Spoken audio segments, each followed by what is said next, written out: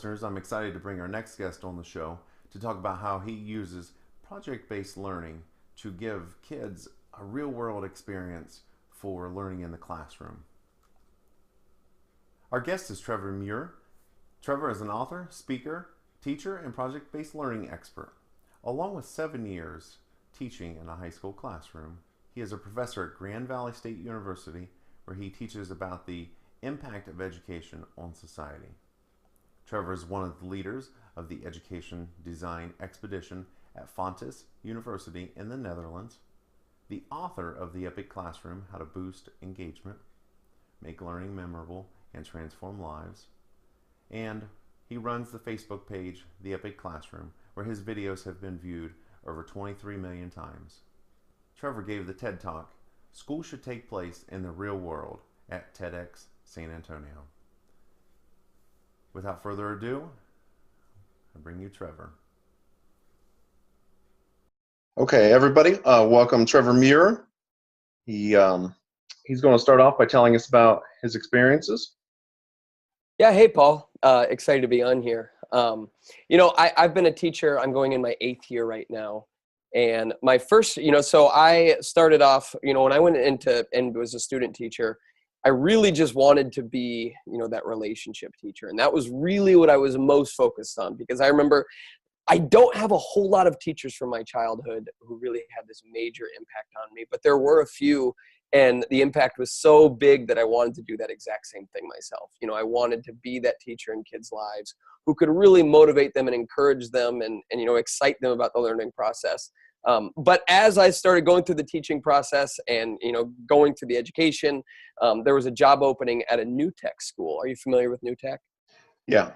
Yeah, so it was a new tech school, and it was all about getting to do project-based learning. And, this was something totally outside my wheelhouse.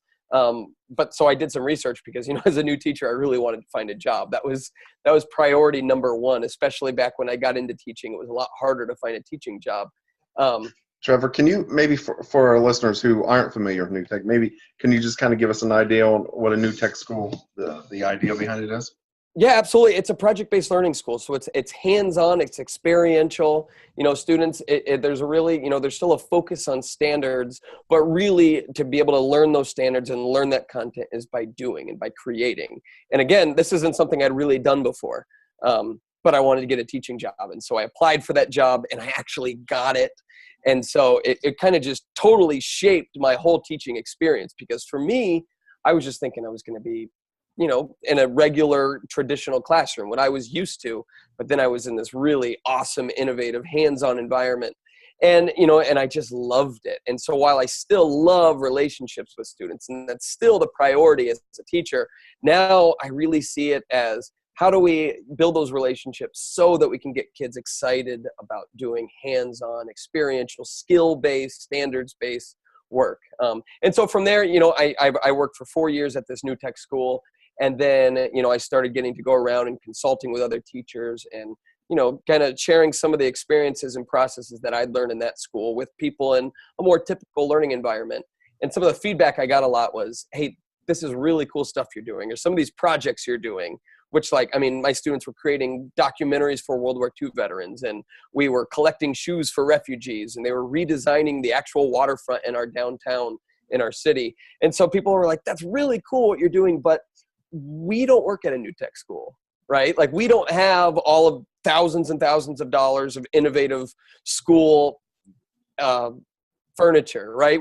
Our students don't have one-to-one laptops. So that's really neat that you've done all these cool things, but we don't have all that. We can't do this project-based learning in our own school. And so I kind of accepted that challenge. And I went and started teaching at a much more traditional school, or at least the layout of it was. The leadership was really innovative, and they really wanted to see more of this hands-on stuff. But it was, a lot of desks and rows and still textbooks driving a lot of the learning. And so I started teaching at this school. And I'm happy to report back after several years there is that this innovative hands-on project-based learning really can work anywhere. So kids are still doing amazing stuff there. So, that's been my education experience. Now I'm also working at the higher ed level, getting to work with pre-service teachers, having them kind of explore different ways to teach. I also write about it. I wrote the book Epic Classroom, which is all about project-based, but also using the power of story to just create really memorable learning experiences for students. So that's kind of what I do. Lots of fun stuff. Yeah, it's definitely sounds like it's been an interesting journey, and teaching at the New Tech School sounds like it's a great way to start this journey that you've been on. How about project-based learning? I know you've already mentioned a couple projects that you've done, the shoes and the waterfront, and then the documentaries for the veterans.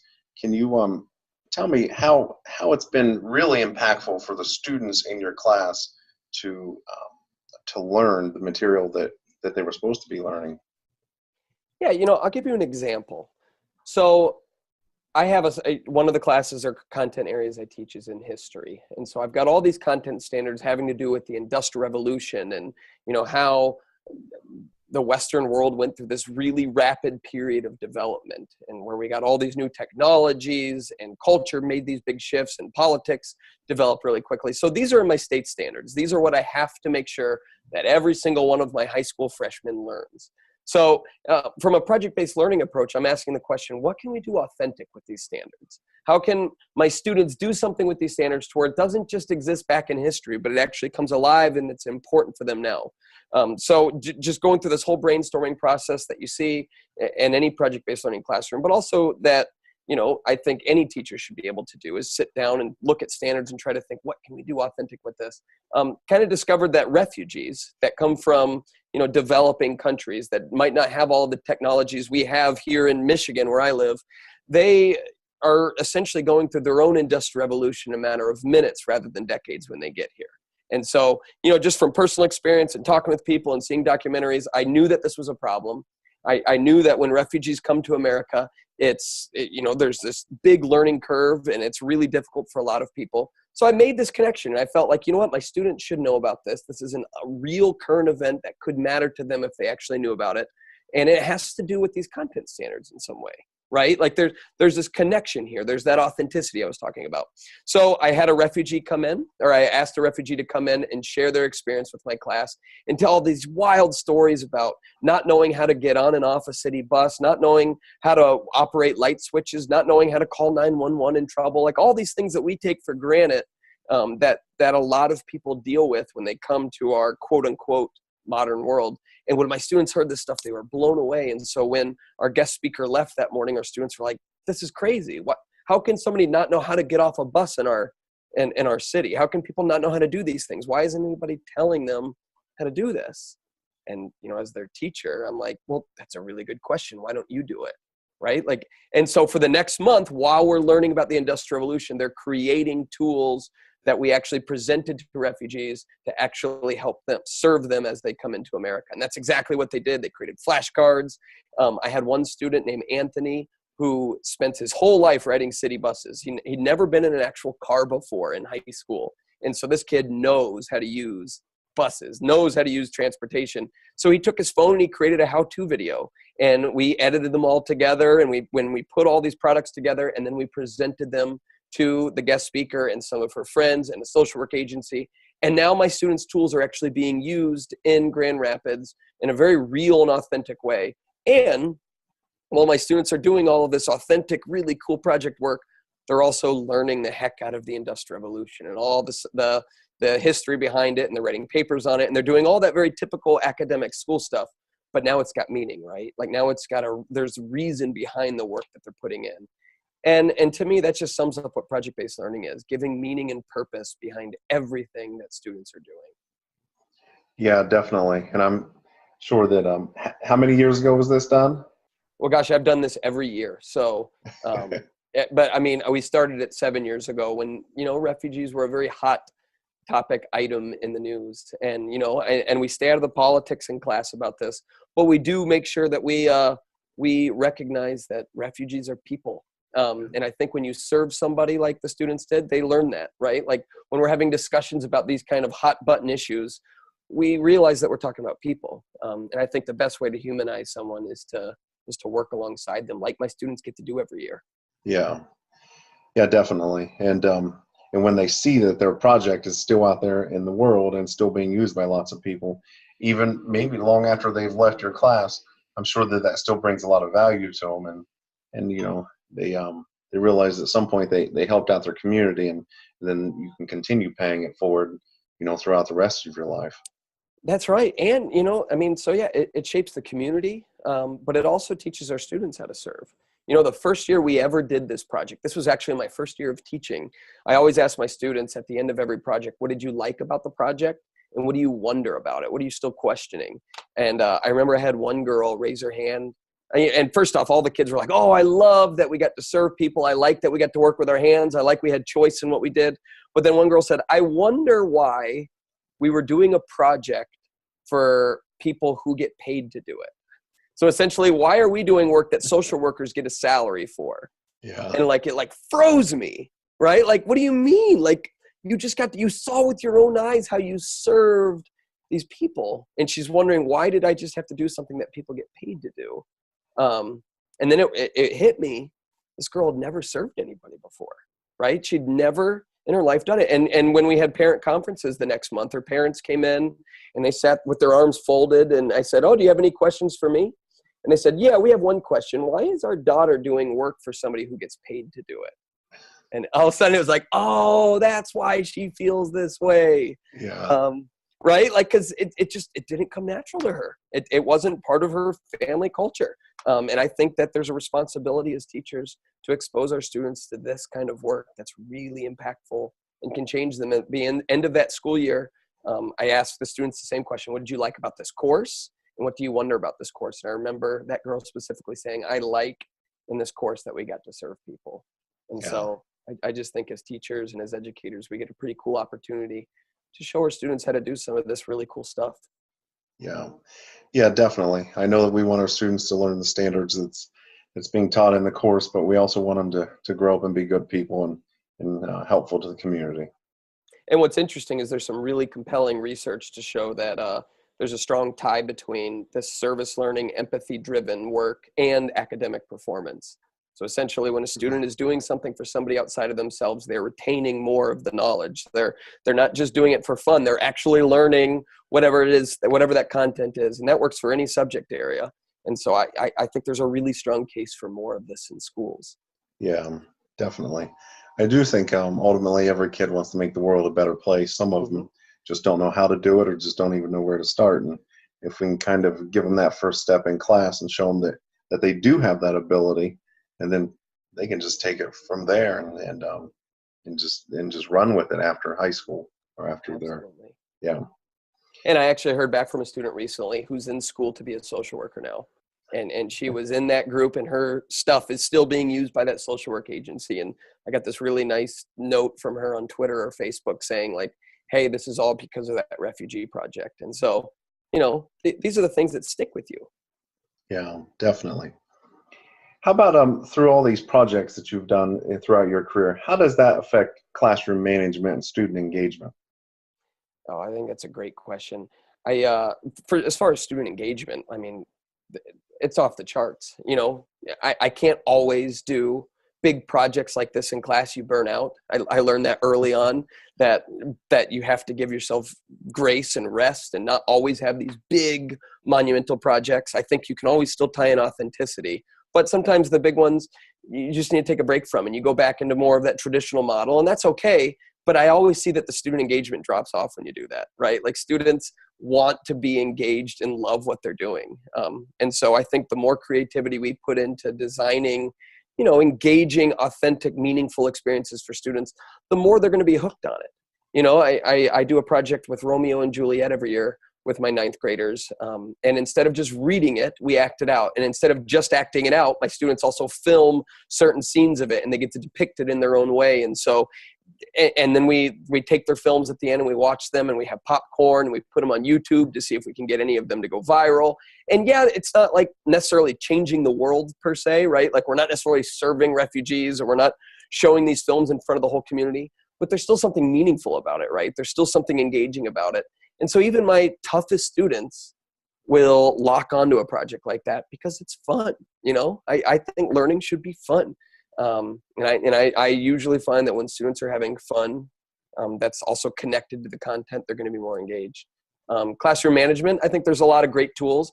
I think when we say words like group projects or collaboration, that kind of that makes us freeze as teachers, because we've all seen what happens when group projects don't go so well, right? Yeah. You've got the kid that's the slacker, you've got the kids that take over, you've got 4 friends in a group that don't get anything done. And so, there's definitely challenges with this kind of work. But I think there's some great tools and processes you can use to do it. I think it's a little different than just standing up front and talking and having them work on a worksheet or read from a textbook. There's definitely challenges that come with it. But I think if you do it well and you make sure that the learning that students are taking part in is engaging, that classroom management is just not that big a deal. Yeah. How about the videos for Romeo and Juliet? Do the students, are they pretty familiar with the video editing process, or is that something that they have to learn as they go? Yeah, what's funny is, like, I think we always think that students, because they've been born into a world with all this technology, like I don't have a single student anymore. Yeah, I teach college students. Not one of them knows what the world looks like without cell phones, right? Like, we assume that they're all digital natives and therefore they know how to use all this stuff, but that's just not true. Like, my students are really good at Snapchat. They're really, really good at navigating YouTube. But a lot of this other stuff, they're not any more fluent at it than I am. And I'm not a big tech geek.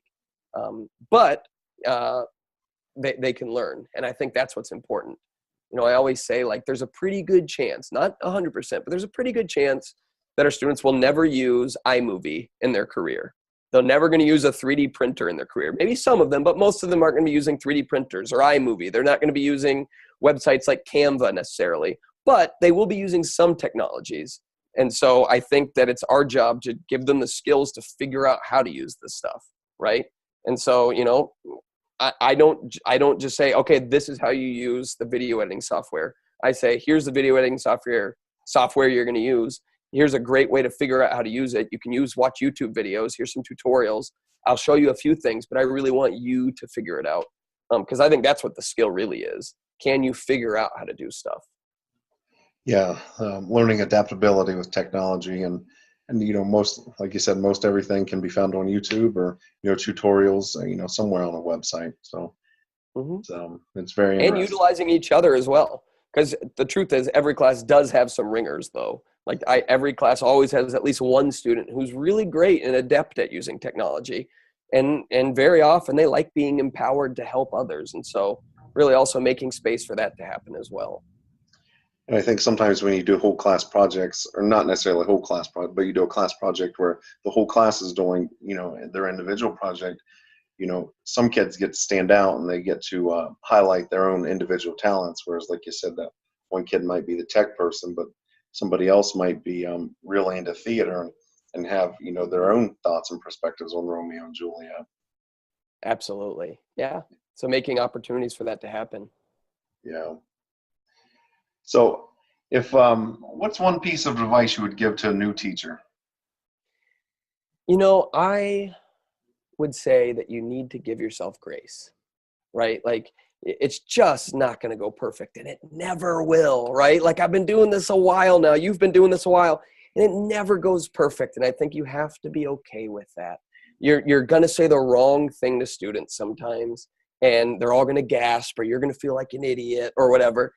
And then the sun will rise the next morning, right? Or you're going to have a lesson that you think is going to just blow the walls off your classroom, and everybody's going to be super engaged, and it's going to tank. And you just have to learn that it's okay. Like, there's always tomorrow. There's always another opportunity to try again. And so when I say to a new teacher, give yourself grace and don't let failure stop you from trying something again. And then when I talk to administrators, give your young teachers grace. Give your teachers opportunities to fail. Because, it's through failures that you learn and you get better. I've had projects, talking about doing project-based learning, I've had projects that truly tanked, right? Like, my students, one time we were literally showing World War II documentaries that we made for actual veterans to the veterans and 400 other people in the community. They all showed up to this theater to show this stuff. And man, I'm telling you, I just didn't have time to watch all of the films. And so I was like, oh, I assume they're all good. Let's watch them. And so we air them on the screen. And I'm telling you, half of them didn't even play. We had like a technology problem and the files didn't transfer. And so I had hundreds of people sitting in the room, like looking at a black screen, and I had to come on and say sorry. And it was a nightmare. And it even makes my stomach turn right now. But the next year I made sure that I watched those films before we aired them, and they were much better that year. And then the next year they were even better. And so the more you do it, the better you get at it. And you just have to let yourself mess up and be okay with messing up, and surround yourself with people who fully recognize you're going to mess up and can be alongside you when it happens.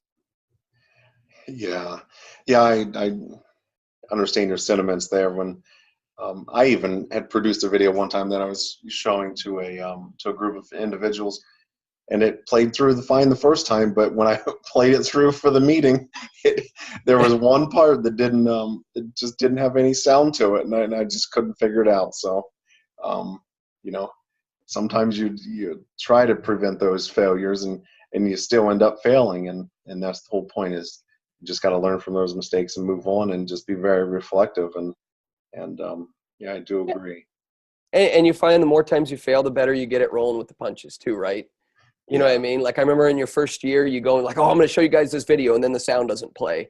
And you're like, oh no, my class is ruined. Now the sound doesn't play, you laugh at it and you figure something else out, or you know to have backups or whatever it is, or you've just got a whole bag of tricks of things to pull out. But that can only happen with time and experience. That's why when you hear that most teachers don't make it past the third year, there's something for, there's that much turnover and attrition. Yeah. It's almost like you wish that you could just say to every new teacher, you've got to give it more than 3 years, because that's how long it takes to fill up that bag of backup plans and to fill up on that wisdom to know that it's all okay and that you can figure this out. So give yourself grace, new teachers.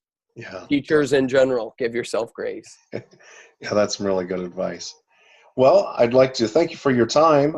If our listeners were interested in connecting with you, where's a good place to get a hold of you? Yeah, you can go on Facebook. My Facebook page is The Epic Classroom, where I do a lot of videos and writing on there. You can also find my book, The Epic Classroom, on Amazon, or you can just shoot me an email as well, and you can find that at my website at trevormuir.com. That sounds good. And of course, we'll link everything in the show notes too. All right, perfect. All right. Well, I thank you for your time, and we'll see you around. All right, thanks, Paul. Thanks, everybody.